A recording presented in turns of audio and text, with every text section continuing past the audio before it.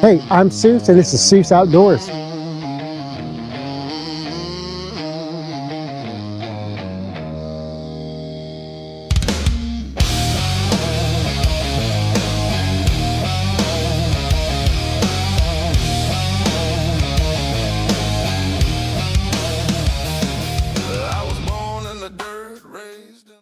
Hey, welcome back.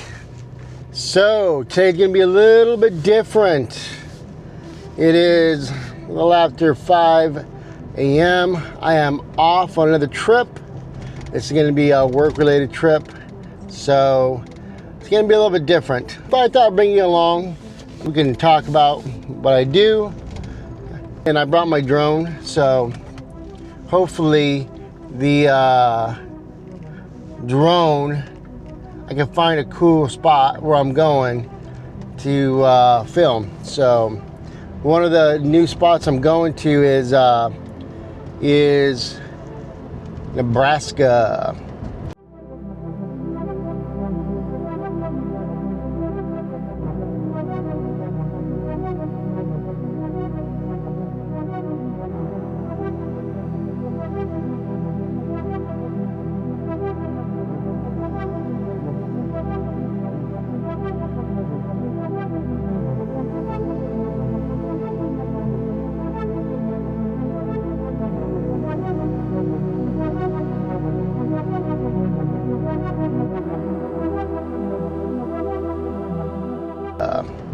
I've been to Nebraska in a long time.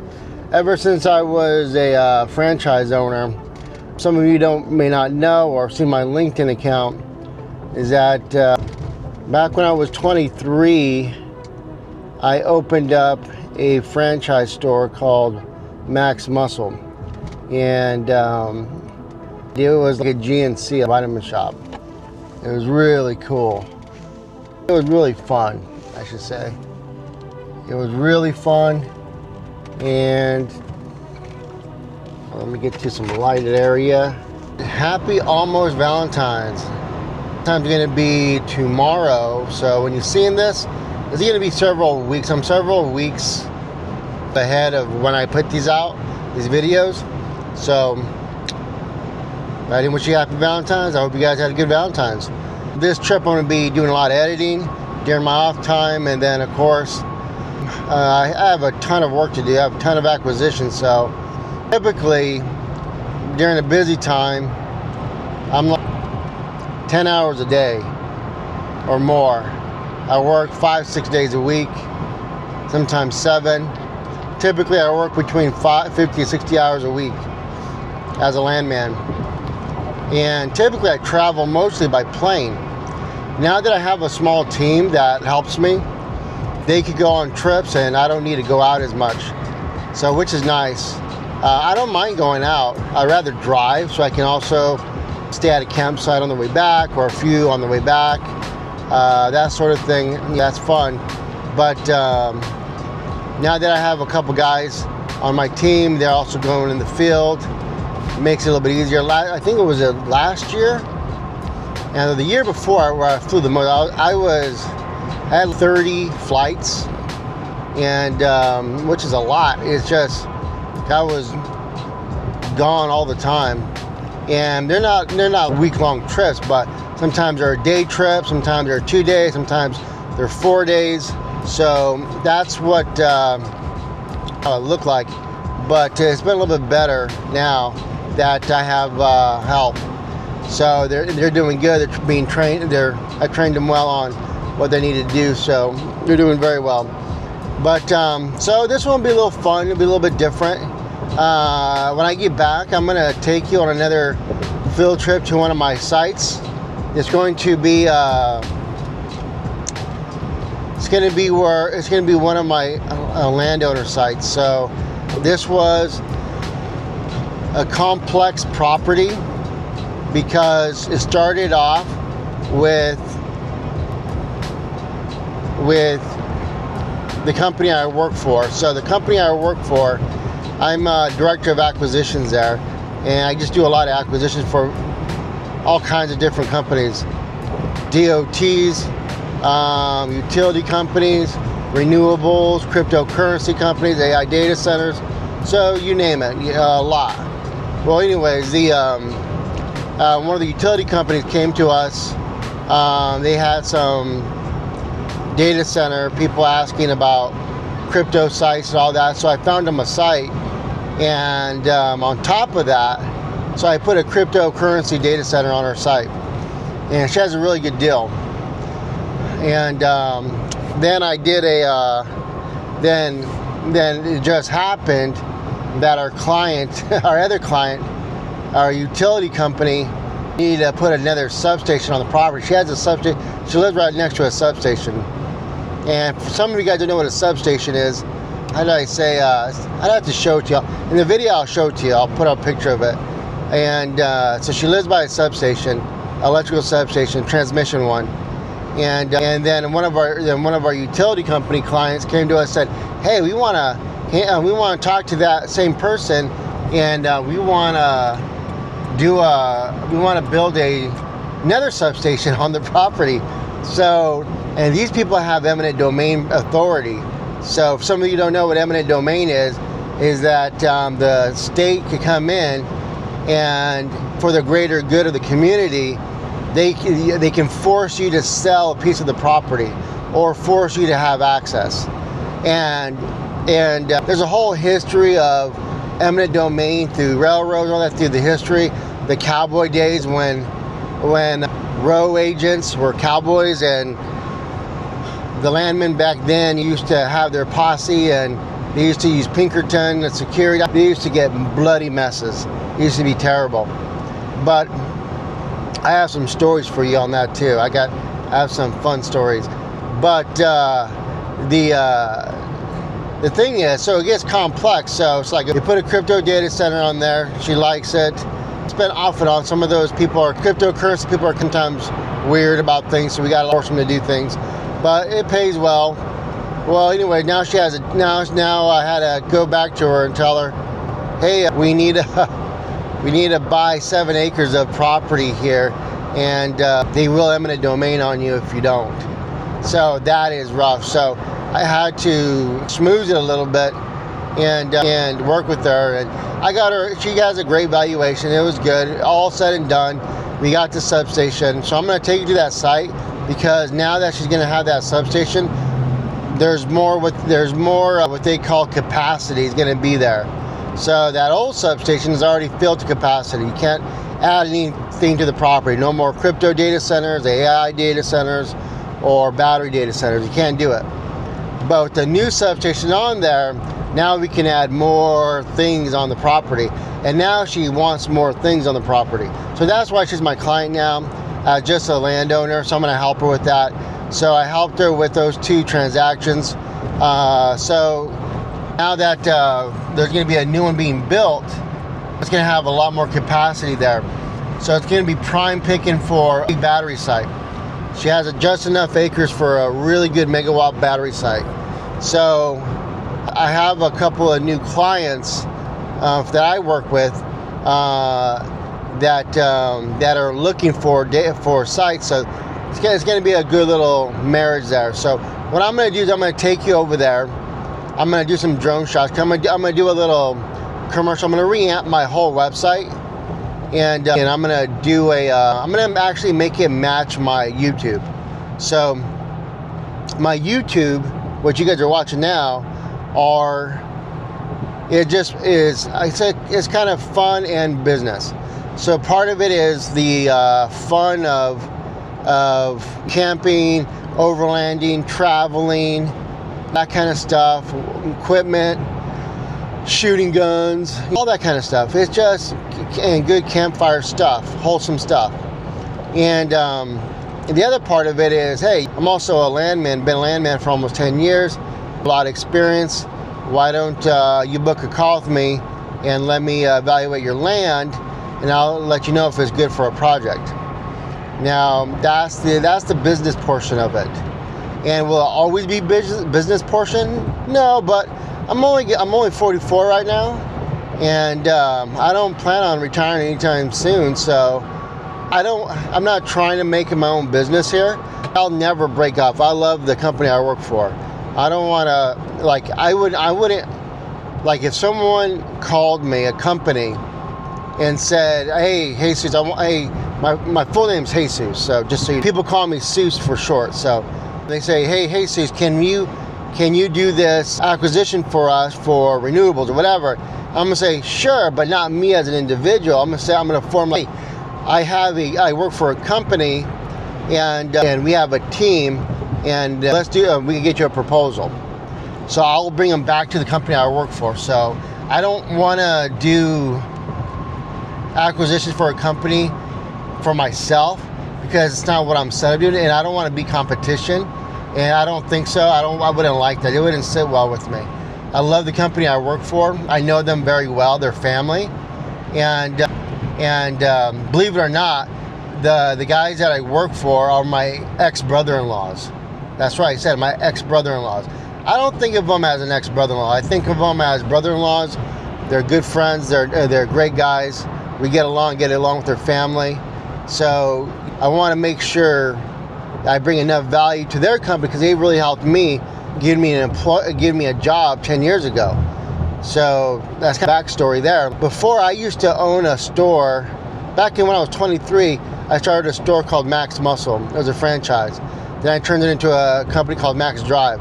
And we did pretty good on the books wise, but I'm good at starting things and launching them really good. And then but I need a manager or a project manager to help with the details in the back end. I can drive it forward and sell, and expand and do that kind of thing. But when it comes to some of the other details, I really need a project manager to help me with that. So I'll give you an example. When I was a Max Muscle franchise, I broke off and started Max Drive Nutrition, because I started doing my own products.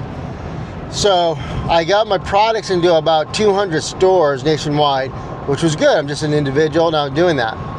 It could have been a whole lot better if I would have had a manager on the back end of me taking care of that stuff.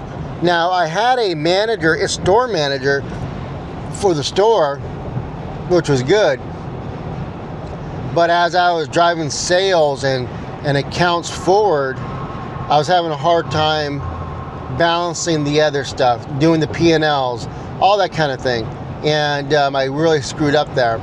And so some of my events I used to have at the store would do 30,000 in one day. So what happened here?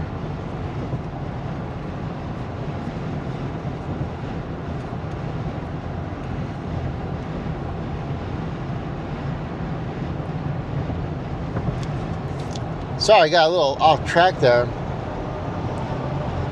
The store day, one of my event days, I would do 30,000 in a day on an event, and it'd bring a lot of business after that.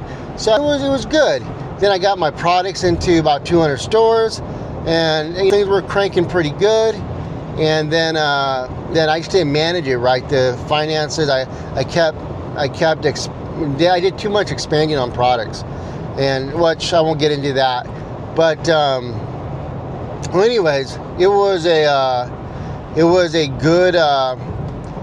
a good time in my life of doing that kind of work. I enjoyed it, but I really enjoy what I do now.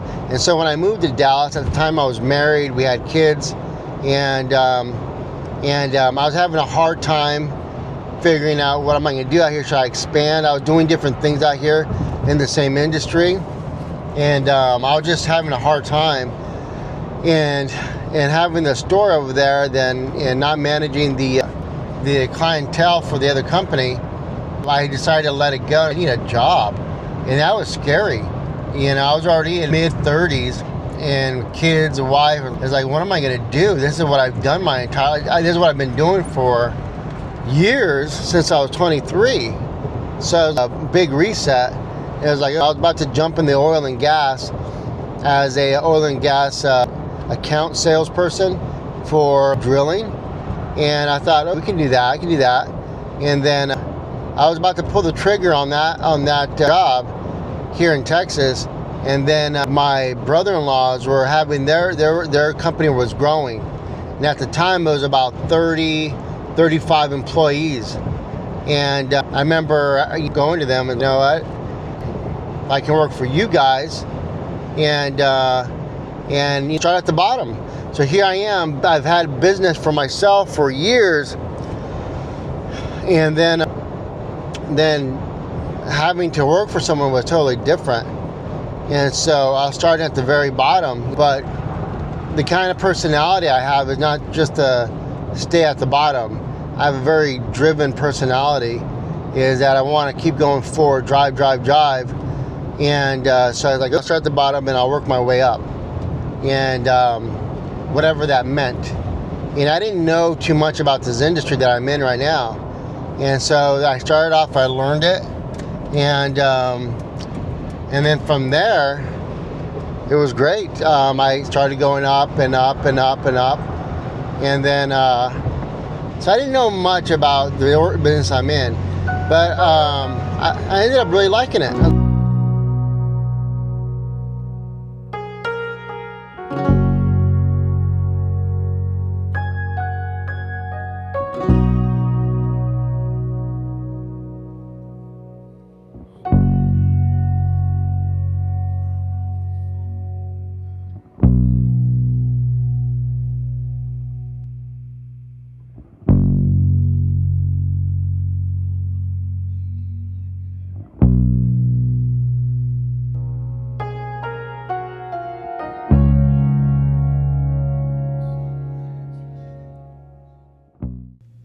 Hey, how's it going? Welcome back. So I want to give you an update on what we're doing. I am currently in Nebraska right now, and it's about 6:30 or so. Just finished up a workout that needed to get done.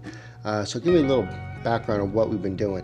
So Super Bowl Sunday was last Sunday, and I drove to New Mexico all night from like 1 o'clock.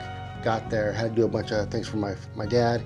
Then I drove back Wednesday, stayed overnight at this one spot that you should see before this video, and then I started heading back, and got back in Thursday evening. Only had a few hours to pack things up. Not really clean. My place is a mess. And then I had to catch an early flight over here on Friday, and now it's Saturday. So Friday, it took us a while. I didn't get here till about 5. I was not feeling too good. I went to the store and I got some rice, made some of these hot packs, just because I was just sore. I'm just hurting, and so I wasn't feeling good last night. Last night was a rough night, but let me tell you a little bit. I'm gonna be 45 next month. And normally I'm pretty good with my workouts, and I go for function, so try to get my endurance up, try to keep my strength really up. I haven't been trying to go, I'm going to be shredded or anything like that, but more for functionality. In the last 4 months, I haven't been training at all, zero training. And that because, if you've been following, I just got finished through a 2-year battle divorce, and it was super costly and super time consuming and very stressful. I just finished that up like August time, and then all this stuff already happened with my dad. Almost lost him. He's 88. I had to completely downsize him and completely set him up. So I'm his only child, so I had to clear out his house. I had to sell it. I had to sell all his cars. I had to get his paperwork all organized and rewrite everything. I had to draft everything because he had nothing drafted. His will, I have to do a trust. I got to do all kinds of things. Now long-term medical, because he doesn't have certain medical. So there is a lot to deal with when you have an elderly parent that has nothing in place, which is a good lesson for everyone to get organized. Well, anyways, so during that time, I've been stressing about it. And then, dealing with my kids, making sure they're good. And I just haven't been to the gym. I haven't been working out. I haven't been doing anything. And I feel it now. And it's 4 months, and I really feel it. And it's terrible. And it's finally caught up to me. So I didn't feel good last night. I felt like, oh, I just didn't feel good. But it feels good to get back in the gym. I feel good. I feel like I feel more energized again. So, which is great. So not just going outdoors having fun, but also stay with your workouts, because I felt like, you know, when I have these big carriers in my for camping, you know, it's heavy, and this last time it felt heavy, and I was just like, whoa, that was too much. So no more. Time to stay with it. So, all right, there should be some. We're gonna go hit some lakes today or this week. I'll have some cool drone shots and stuff like that.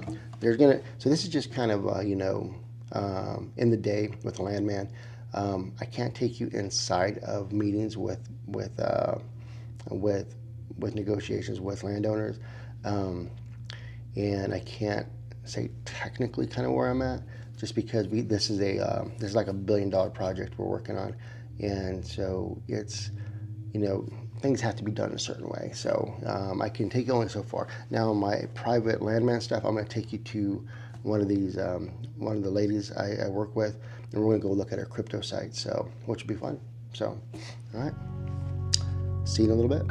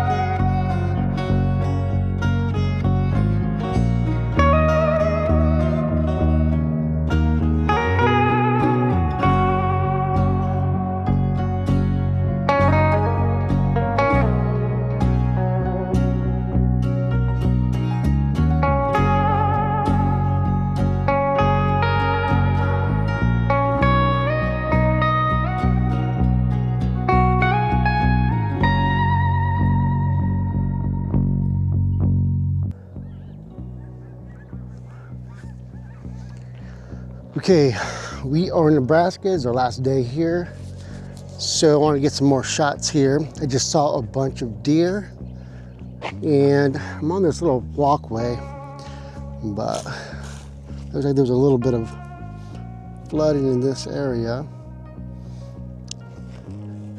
here. So the wind has stopped quite a bit, but we've had a lot of wind issues. If you guys probably seen on TV, you're probably not, it's probably about let's see, by the time this comes out, it'll be like a week. So, but do remember all the wind advisory through Amarillo, and it comes all the way up north. That's where I'm at in Nebraska. You know, I was having a hard time getting drone shots of the river, but the wind has stopped pretty good right now. It's not nearly as bad, so we're gonna try to do some good drone shots. Try not to bother anyone out here. I think I might see a runner out here or something, but there's some really nice areas. Pretty little area. Those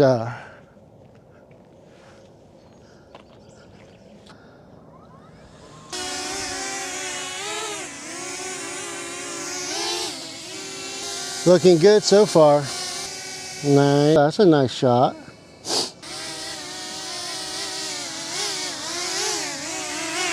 Landing. And just like that, we got a 67% battery. That's not ideal. So it's a little bit of wind and it's cold. So that might be some issues there. But we got some good footage here. I think it looks good. So what we're gonna do, we're gonna look at some other shots we can do. Aircraft will power off. All right, let's go.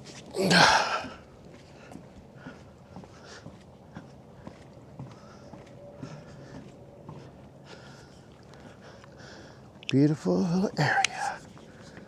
I'm not forgetting anything.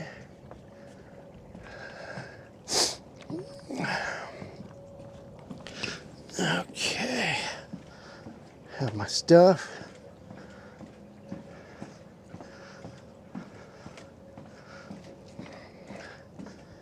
You gotta be super careful with your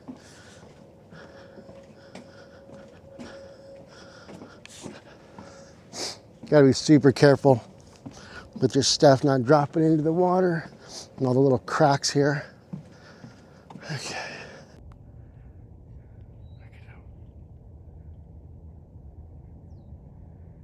Dude, that is so awesome.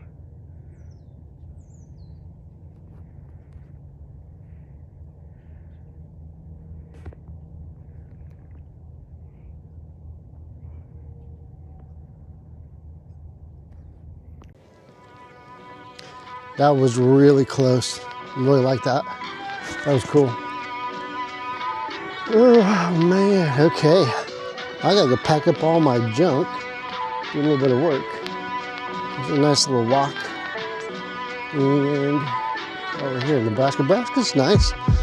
It's pretty flat, that's for sure. Kind of like Texas.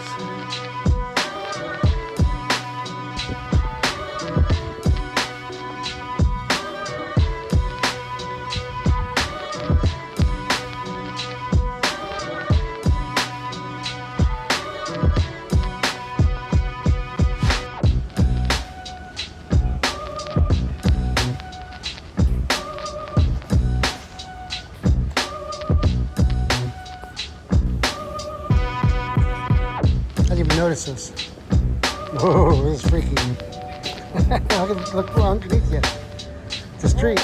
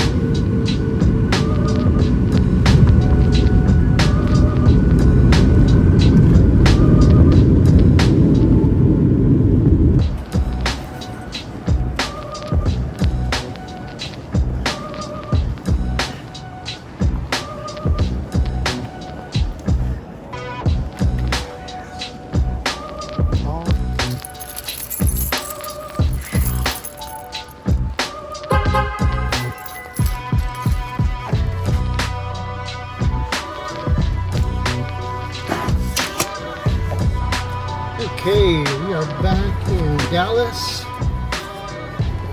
I gotta say, my car has a weird funky smell to it, like kind of like mold almost.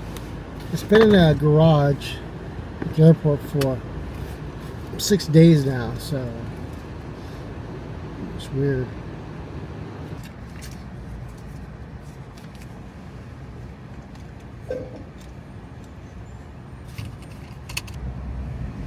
$100. Eesh. $100. Yeah, I gotta get my car cleaned. Something smells mildewy. Gotta get this puppy done and done.